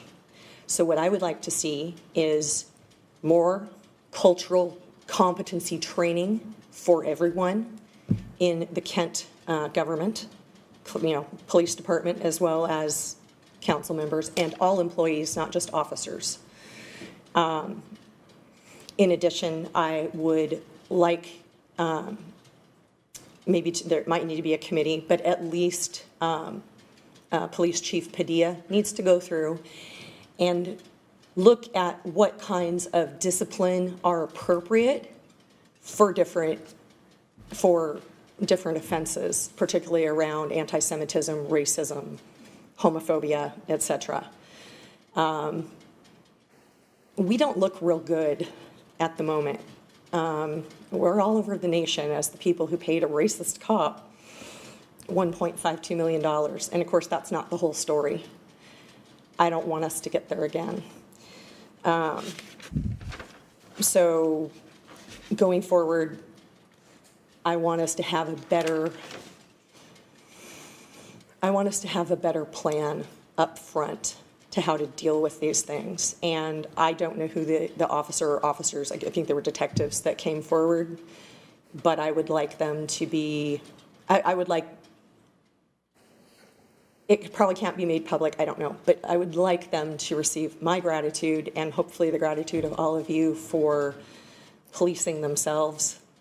Thank you. I need you to wrap up. I'm sorry. That's fine. Sorry, I forgot to look at the but thank you. I know it was not an easy thing to deal with, and hopefully in the future we won't have to deal with this again. Thank you. Our next speaker is Tim Brown.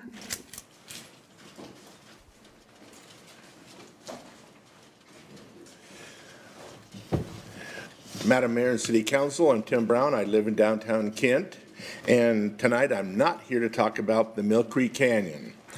Mark that on your calendar and your history. It will be one of the few times. We talked about it on Saturday, so we've got that covered. In the downtown area, we have a continual problem of the homeless and drug addicts causing problems. On June 9th at 10:32, we had one of these homeless drug addicts people come by a nearby business. He picked up 2 bricks. He took one, which is a half brick, and threw it against the building of a window of my building. Then he went over and threw the other brick at the window of A&N Salon, which is on the corner of Central and Meeker, smashing its window. We called the police about this. An officer did respond. We did provide the officer with photos and videotape recording, and nothing was done. We asked something be done, and all he could do is say, well, we can't put him in the King County Jail, but we'll try and find him and do something. I said, he's here regularly. He only goes around the Bauer 4-block area. He shouldn't be hard to find to do something with. But they didn't. A day later, I found him at the public library and called the police, said, come here. He's here. And they did. They come and talk with him. But again, did nothing. That window at A&N Salon is going to cost more than $1,000 to repair. My building, other buildings, the Louisiana Cajun store, their window costs more than $1,000. We keep having these things happen, and continually nothing is done. They're not even arrested. They're not even given a piece of paper saying you're a bad boy. We paint our walls over and over again. We do lots of things. We're doing our part. We're providing photos. We're providing film. It is time for something to be done. We don't need, the businesses do not need another seminar telling us why you can't do something. We need something done. I'm all for more police, but not, and paying more taxes for the police. I'm all for that too. But not if we're going to have police officers come and say there's nothing we can do. We can't even put him in the Kent jail, we're told. My God, this can't go on. I'm asking that the city of Kent mayor, the city council members, the city attorney, the chief of police, you guys get together and have a seminar and start bringing these people up on even city violations. Bring them up on a stupid city violation of jaywalking or peeing in public or pooping in the but do something. You're losing businesses in downtown. The Kent Mini Mart is leaving now because they've had enough damage done to their business that they found it unprofitable to be here. How many more businesses do we need to lose because we have a police department that says they can't do anything? This same man that busted my windows is still walking past my building today. Need you to wrap up and would love to have a conversation with you. Yes, we really need something done. Thank you, Mayor. Thank you. Next speaker is TJ Peterson.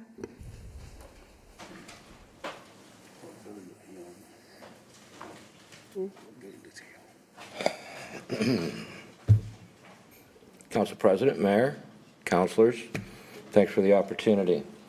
Real quick, the $1.5 million, I just want to say, touch on what I touched on 2 weeks ago. Business culture, corporate culture, business ethics. We're talking the biggest issue is the arbitration, binding arbitration. Who put the idea of binding arbitration into our society? This came from corporate America. This is a business thing. He was an assistant chief. He was management. Should he even be in a quote-unquote union? I know it's an association. This is something that needs to be talked about.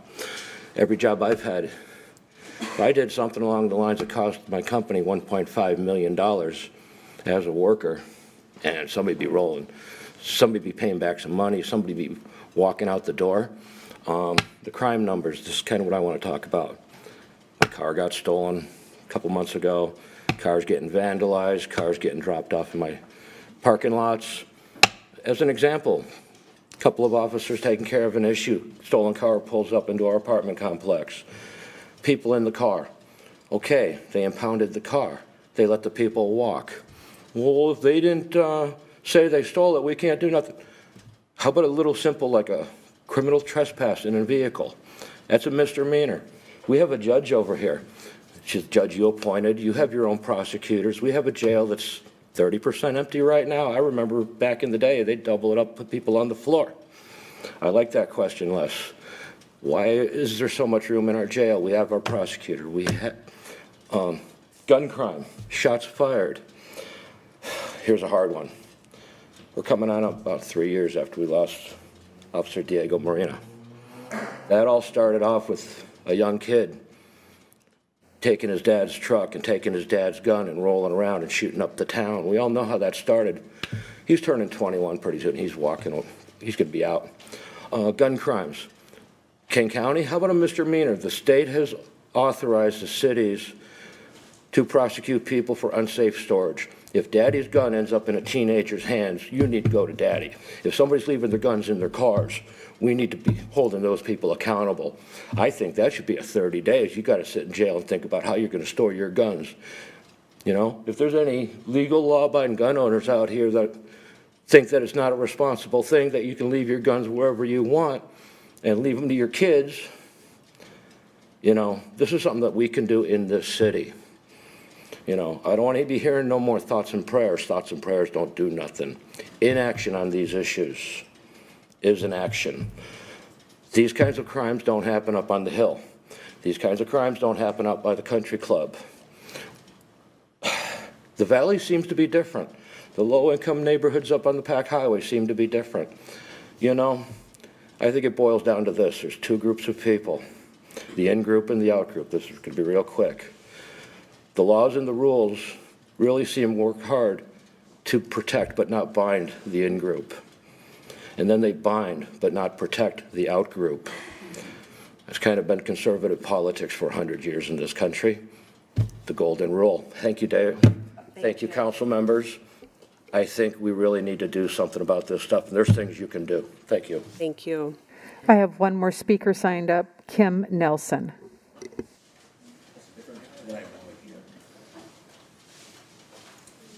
Good evening, everybody. My name is Kim. I'm from Auburn, but I do business in Kent, downtown. And as everybody else has issues, we do as well. Our problem is, back when, it was a war on drugs. Now it's an epidemic. Back when, they locked everybody up for drugs. Today, they don't get to do anything. I now know how to do drugs because of everything I've watched. I know how to load a needle, load up a pipe, know how to do all that. This gentleman over here, he's had his window busted. We have had ours busted a couple of times and replaced. Nothing gets done. Problem is, nothing gets done to them. But as a business owner, if we do anything to them to give them let me see, take action for what they did, then the business owners, guess what we get to do? We get to go in cuffs and we get to go to jail. Why? We're protecting our businesses. But yet, oh, you did something to them. But they didn't do anything to, the action causes a reaction. And so if the police is not going to do anything about the people in the area and what they're doing to us, then why do we have to take the problems for it? Why do we have to go to jail for protecting our businesses? So like everybody else, what are we going to do about it? Is it just an epidemic, or is it going to be another war on the homeless, war on the drugs? What are we going to do? I mean, you guys, it's like a lot of you guys here. So, I think you guys can maybe get together, put your heads together, and come up with something. Because we can't sit in the office with you, but I guess here we are, and you guys are taking our comments, and maybe you guys can put all that together and come up with a good plan. Kick them out the city. Find a place for them to go. There's a hotel someplace down on 212th. That's vacant. There's lots of places for them to go. I know. They put out the demands. Well, if you give us a shelter, we still want to do our drugs in your hotels. I get it. But at the end of the day, what do we do? So, case in point, business owners, if we take actions into our hands, I don't think we should be punished for protecting our properties. And that's it. Oh, and the alley vacating, the one you guys just vacated. So we're in between Willis and Russell. So we are going to be asking if you guys can vacate that one next. We have to go through that process. So thank you. Thank you. You guys have a good night. I have no other public speakers. All right, thank you. Thank you to everyone that came tonight to provide public comment. We are going to move on in the agenda. Item number 8 is the consent calendar. We have items A through H. These are all items that have worked their way through the committee process and have council's had an opportunity to receive presentations, ask questions, and they've moved out of committee without controversy. Council President, do you have a motion to pass the consent calendar? Thank you, Madam Mayor. I'd like to make a motion to approve the consent calendar, item A through H. Second. A motion and a second. All those in favor? Aye. Opposed? Motion carries 7-0. All right, we've got 3 items tonight under other business. The first item is the print shop upgrade, and joining us tonight is Kyle Bomer. Welcome, Kyle. Yes, thank you. Thank you. I'm Kyle Bomer, print shop coordinator. First, thank you, Council, Mayor Ralph, Council President Boyce, for allowing me to come and speak to you guys this evening, and thank you for your continued support with multimedia and the communications and our communication outreach efforts that we do here at the city. Also, one thing I wanted to note too real quick is this request is part of our approved ARPA funds for our infrastructure improvement project. And with that, it does work pretty well. So first things first, what we do, who we are a full, capable in-house print shop. We do everything from your nameplates here on the dais to your business cards, all the stuff you get in the mail, the postcards, the signage around the city. Basically everything that comes from the city comes from our shop here. We average around 1.2 million impressions per year between our 2 productions machines. And just to clarify too, when I say impressions, I'm talking about sheets of paper.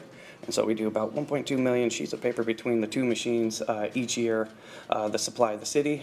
We produce multiple all-city mailers that reach over 76,000 single-family households and multifamily households throughout the city, along with businesses.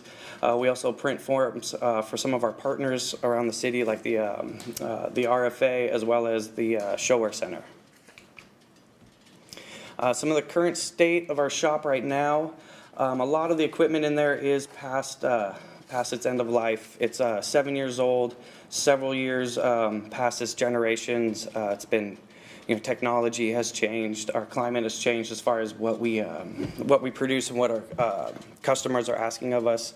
Now from the city, one of our machines is a black and white only machine, which we very rarely use. We used to print a lot on colored stocks. Now we get a lot more asks for color prints.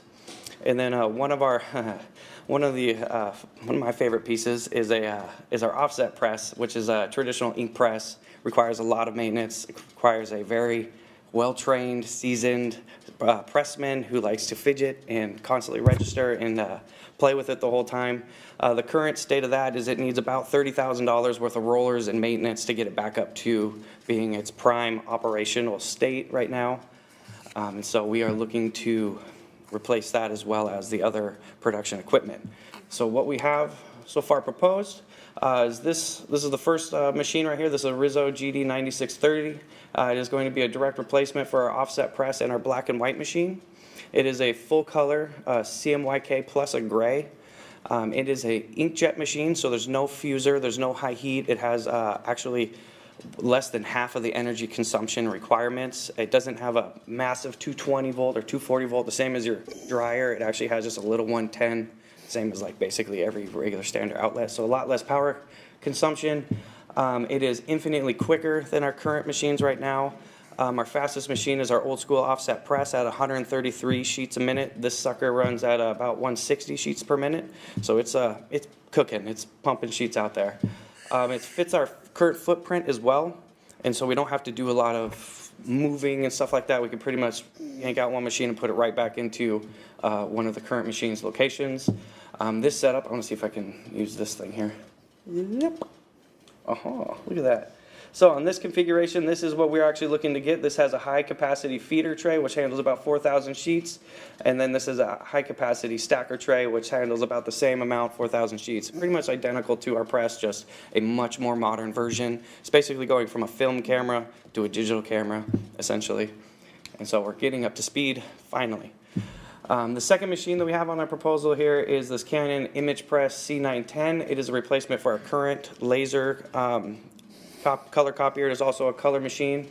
It is 30 sheets a minute quicker at 90 ppm versus our current machine at 60. Another cool thing about this machine is it is a low temperature fuser, and so it is a fuser where it does require heat. It requires about half the temperature that our current system, we have two now, so it requires half the power requirements and heat to fuse everything and get everything out. One of the other cool things about this one is it has a banner printer that comes with it, and so we can do inline 13 by 30 inch banners. And then some of the other bells and whistles, we're looking to get the standard booklet maker to continue making our booklets that we do and the agendas and the other spec packets that we do to maintain our current workflow as well. Let's see here. And so for time and resource savings, having two full color machines will cut our production time and turnaround time basically in half. We can split runs between the two machines and get stuff done way quicker. Right now we only have one full color machine and it is running constantly because that's, like I said, that's the climate of what we have now. It's all color work, and so a lot of it, that machine is being used full time. Like I said, less power consumption. One whole machine doesn't use heat at all. It doesn't have the 220 volts, only the 110. So significantly less power consumption through these two new machines. And they also both use a fiery workstation server. And so now basically the two new machines plus everything else that connects to a computer can all be controlled through one workstation versus having two workstations now, and actually three workstations depending on where we are. And so we'll be able to consolidate, centralize everything, and have one streamlined system to run the entire shop. And then lastly, having the new and functioning equipment will result in less setup time and troubleshooting time. We are constantly fidgeting with it, everything, just making stuff work. I mean, we're pretty versatile, but having new equipment that works correctly will definitely get stuff done a lot quicker. Questions? Right. Thank you, Kyle. Council President Boyce. First of all, Kyle, outstanding presentation, right? And Try to be short and sweet. This is a compliment. If you were a car salesman, I would have bought that car right away. But luckily, I understand the pain that you guys are going through. I mean, this is way overdue, and I think the technology is kind of remind me, Madam Mayor, when we came on and we talked about our IT department. I mean, it's lucky you guys are able to do what you do. So Great presentation. I enjoy your presentation. You need to come more. And I look forward to making this motion. So thank you very much. I tell that this is the first one, can you? I know. Outstanding job. Can't tell? Oh, perfect.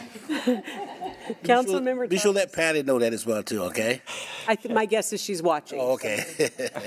Councilmember Thomas. I'll buy one too. Yeah. That was really good and very succinct right there. My question is, I mean, I'm an accounting guy, so isn't there a depreciating schedule on that equipment? It seemed like it should have been depreciated out a long time ago. Yes. I mean, and come to us, and say, hey. We just try to take care of this stuff. We try to keep it. We purchased these ones last time, and so we own them outright. They weren't a lease, and so we just try to take care of them. And I appreciate that, certainly. But now you got a more efficient way to go here. By the way, how much does this cost? I didn't. $390,000. $390? Yeah, plus, yeah. Okay. I'll take two. Thank you for your presentation. And I am surprised that, when the car fleet gets depreciated out, they come and say, hey, look, we need some new vehicles. And we generally supply them with new vehicles.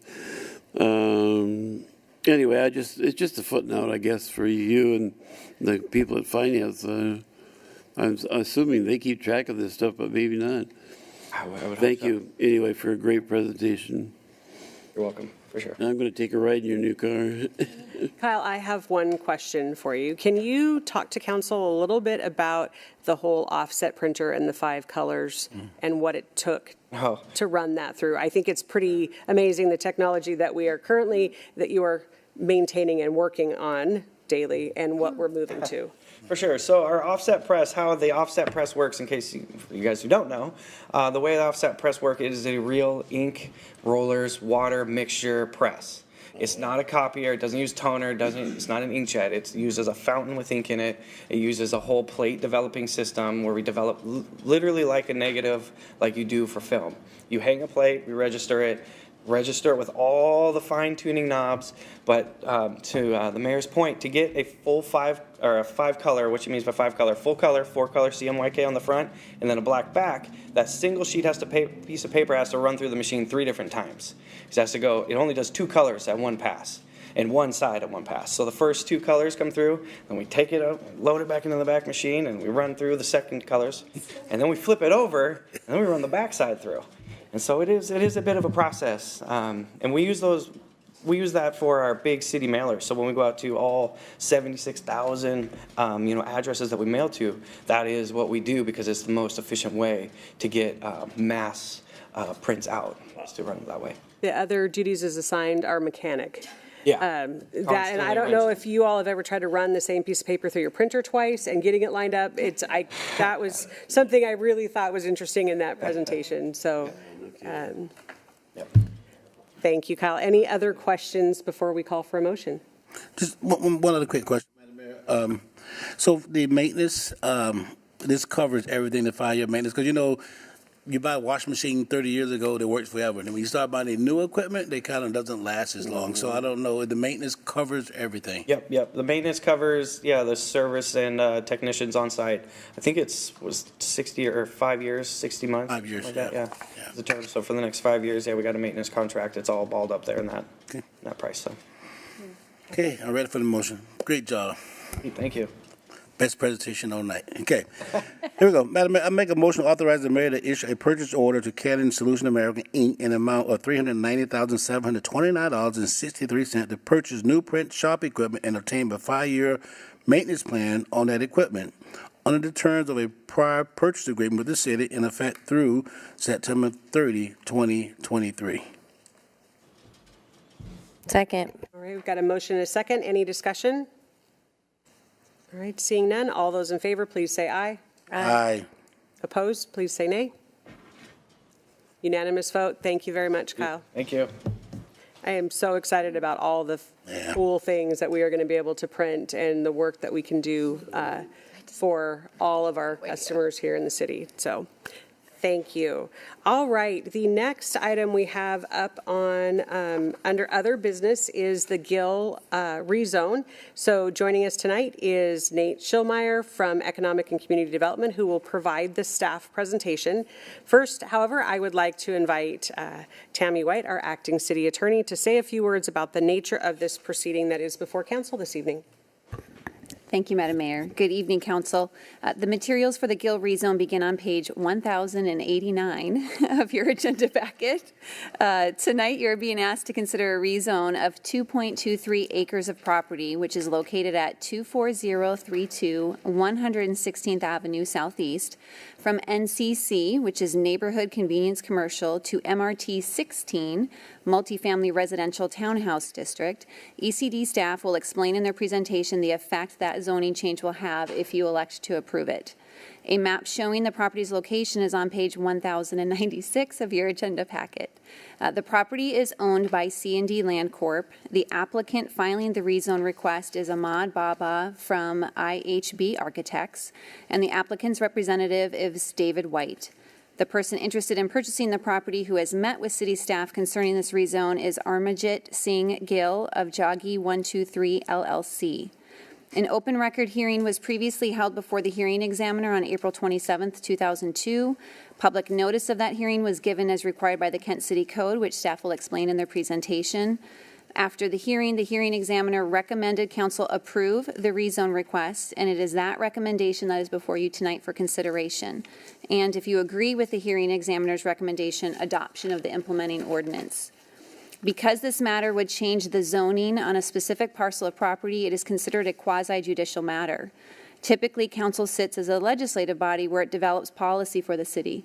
On legislative matters, outside influences can and often do help shape your policy decisions. However, in a quasi-judicial matter, council sits as a panel of judges determining the legal rights of specific parties by applying previously developed policy to a particular property in a hearing or other proceeding. When council is applying that policy as opposed to developing it, council must be impartial, fair, and free from outside influences. To help ensure fairness and impartiality in quasi-judicial matters, the appearance of fairness doctrine was developed through the courts but later codified into state law, which is currently found at Chapter 42.36 of the Revised Code of Washington. Before tonight's council meeting, each council member completed an appearance of fairness disclosure statement and provided that statement to the city clerk. I reviewed all of those disclosure statements. All council members advised that they, 1, do not have any ex parte communication with any proponent or opponent to the rezone request.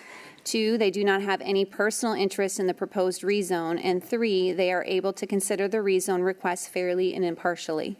Councilmember Cord did advise me that she knows Mr. Gill through the Sikh community, that she's had past conversations with him about other business locations he has in Kent, but that she has not had any conversations with him concerning this property or this rezone request. Councilmember Kaur also confirmed that her shared community relationship with Mr. Gill does not affect her ability to remain impartial and to rule on the rezone request consistent with the Kent City Code and the standards and criteria that apply to council members' consideration of the rezone request. Before further proceeding with staff's presentation, I do have one final question for the audience, if I may, Madam Mayor. Go ahead. Do any of you that are present have any lawful basis to ask for the recusal of a council member due to the appearance of fairness doctrine? And seeing no responses from the audience, Mayor, the record has established that each member of council is qualified to consider this quasi-judicial matter, and the matter may proceed. I would ask, however, that the previous disclosure statements that I referenced be entered into council's record of tonight's proceeding concerning this quasi-judicial matter. Right. Thank you, Tammy. With that, a motion is necessary to add the disclosure statements to council's record of tonight's proceedings concerning this rezone request. Is there a council motion? So moved, Madam Mayor. Second. A motion and a second. Any discussion? Seeing none, all those in favor, please say aye. Aye. Opposed, please say nay. Motion carries 7-0. And with that, I'm going to turn it over to Nate to proceed with the staff presentation. Thank you, Ms. Mayor. Thank you, Ms. Mayor. Good evening, everyone. My name is Nate Schildmeyer, and I'm the Senior Planner for the City of Kent in current planning. As a planner, my job is to review this project, other projects for compliance with the city's rezone criteria.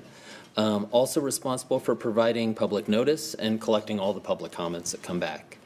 Tonight, I'm just going to go ahead and summarize the proposal, and then I'll also summarize the staff review and then the recommendations for the project.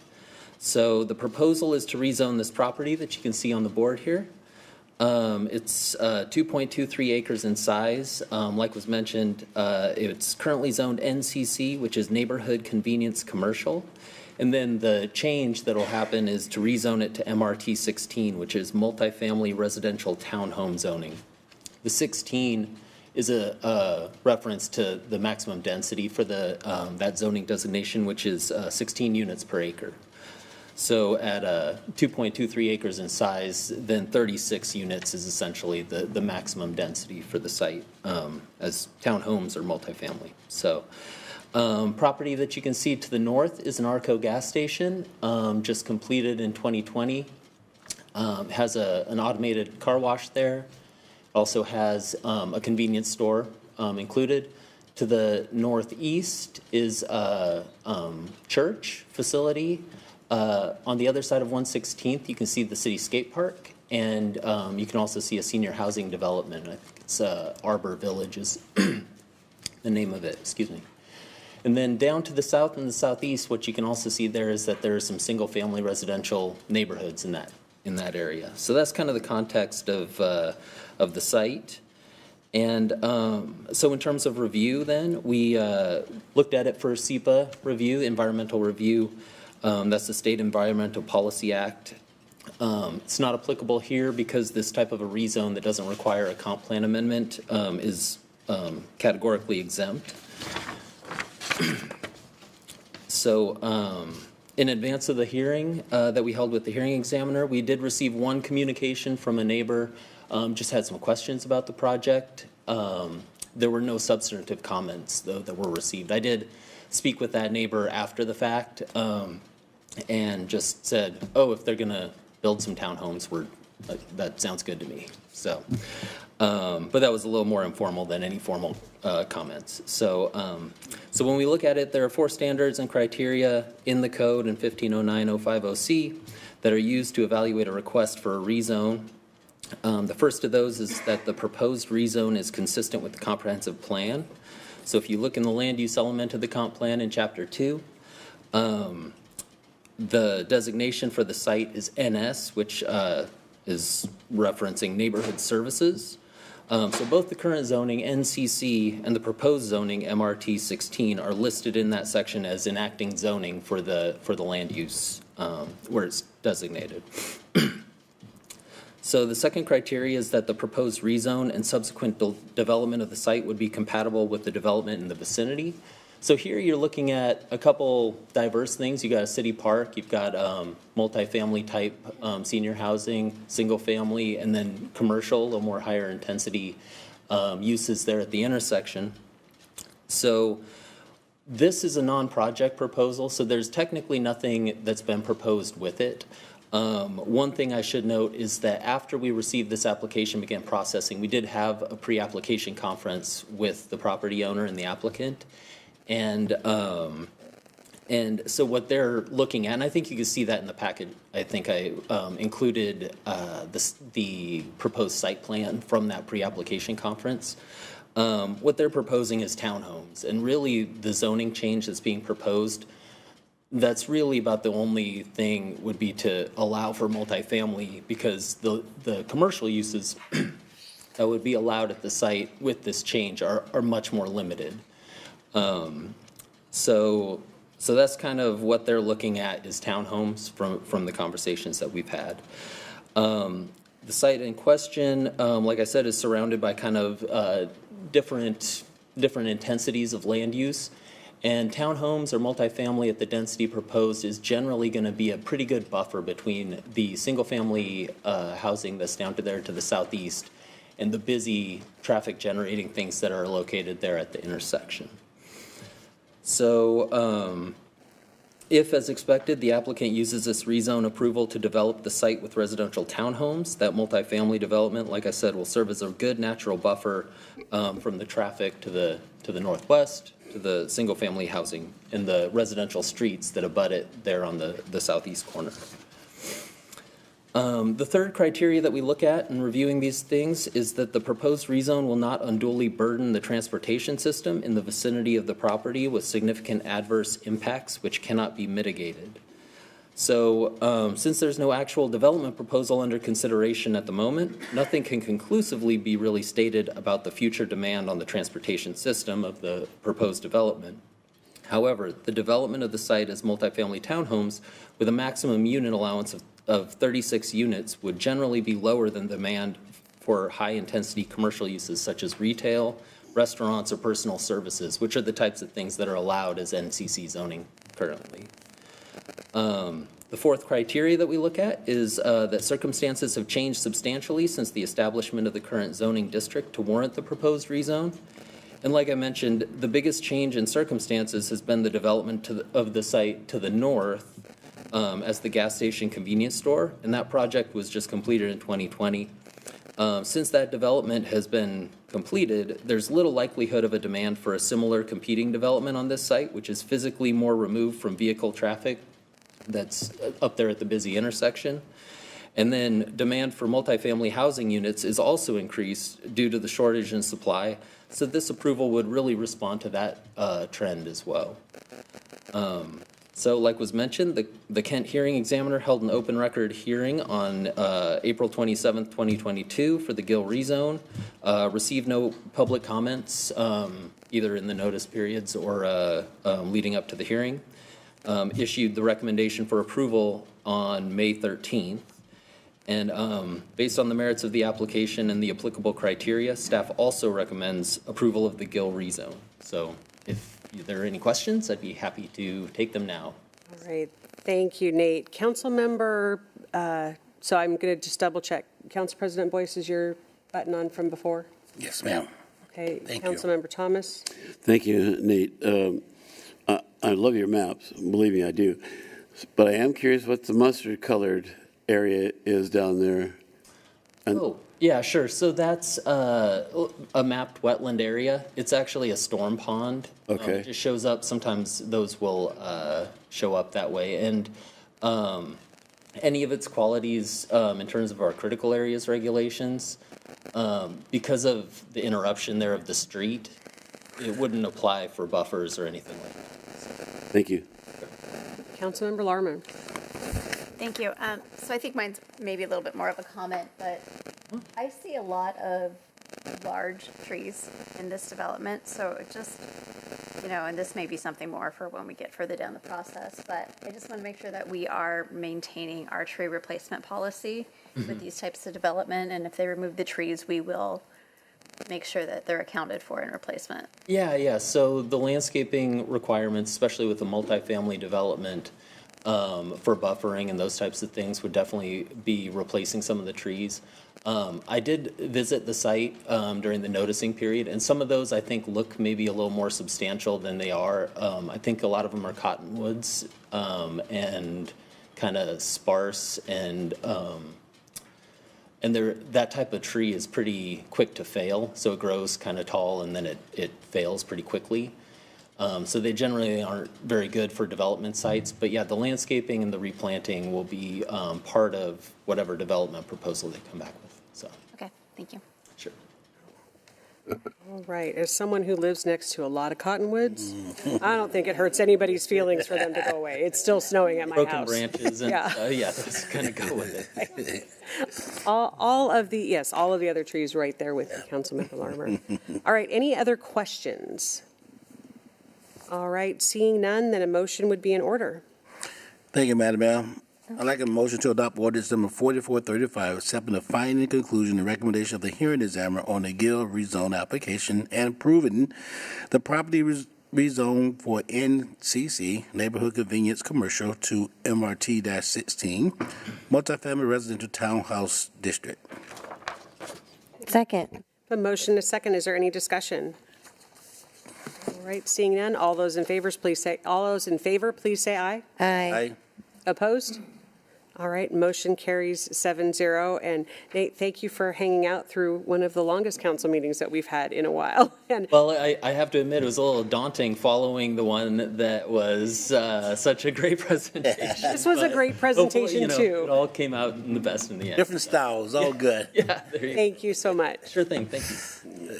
All right, the next item we have under other business is the Bridges De-Annexation Notice of Intention Resolution. And joining us for this presentation is Matt Gilbert, our Deputy Economic and Community Development Director. Good evening. Thank you, Mayor, Council. Good to see you tonight. I am here to give you a little background on this resolution that's before you tonight. It's a little bit. It's the result of some close work we've been doing with the City of Auburn as we're moving forward with this examination of the possibility of annexing or de-annexing the bridges and having Auburn annex that.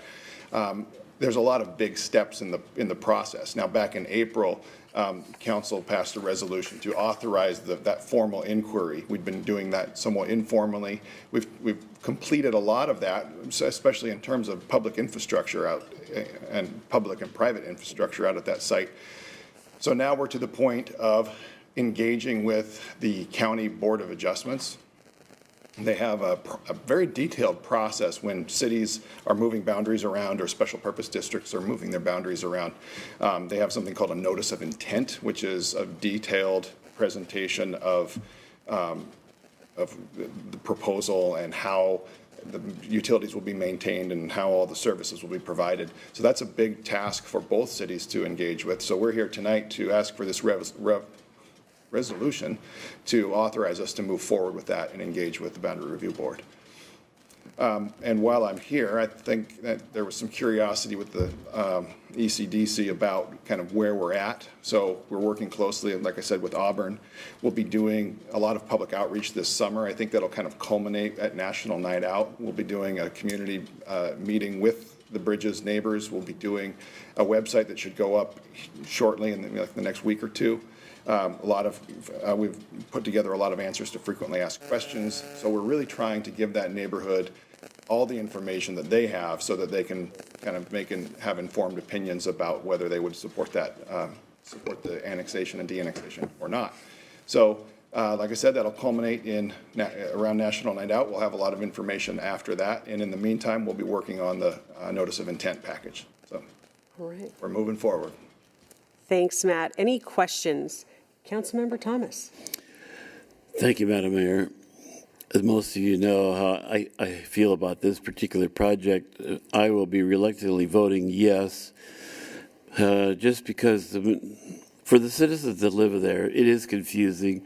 They have Kent addresses, but they're in Auburn.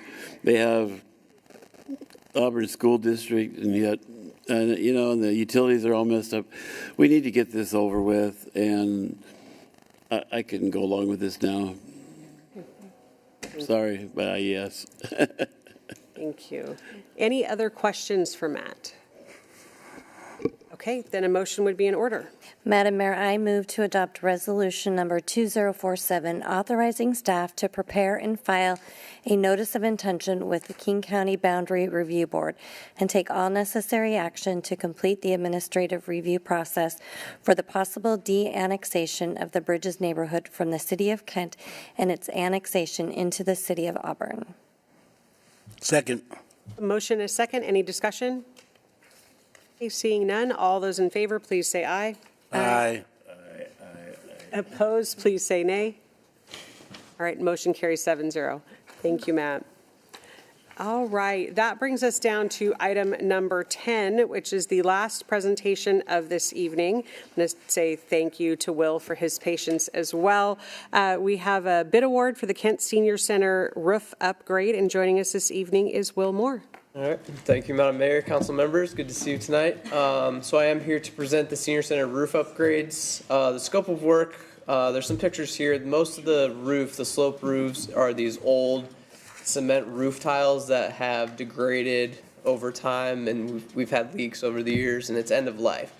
And so the scope of work is to tear that all off, replace with all new composite shingles. We'll do new flashing, coping, and fascia boards as needed.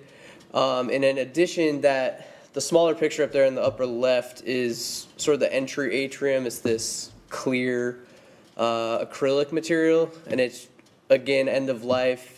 Those black spots you see are inside of the layers, so there's no cleaning it or anything. And it's not the best look as you walk into the senior center, so that's part of the scope of work of this project. And so with that, on June 9th, we received one bid from Signature Roof Services in the amount of $383,250. We did include an alternate in this pricing for additional coping up on the roof where some of those parts of the roof meet. We did hire a consultant and an architect to help us fix some of these older details that needed improving during this project. And so that we did include that alternate for $18,250. And so with tax, the total project cost is $421,958.25. Our engineer's estimate was $380,000, so really came in almost on the spot, but we did include this alternate, and we do have the budget to include that. So with that, I'm asking to award the bid to Signature Roof Services. Thank you, Will. Council, any questions? All right, seeing none, a motion would be in order.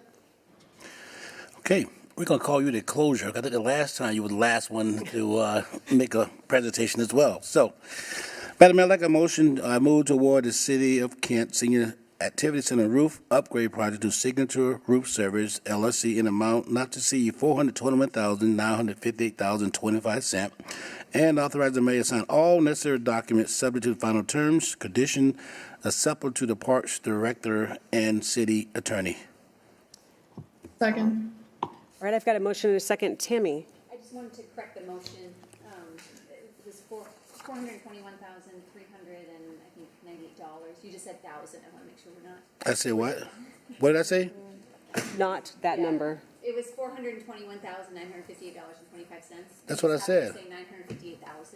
Because you were reading $421,958. You was number one on my list. You're dropping my head. All right, thank you, Tammy.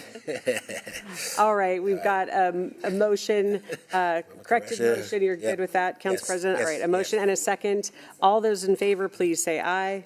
Aye. Opposed, please say nay. Motion carries 7-0. Thank you very much. All right, that brings us down. Item number 11 is executive session. We do not have one this evening. And item number 12 is adjournment. Thank you all for the presentations this evening, and council for all of the work. With that, we are adjourned.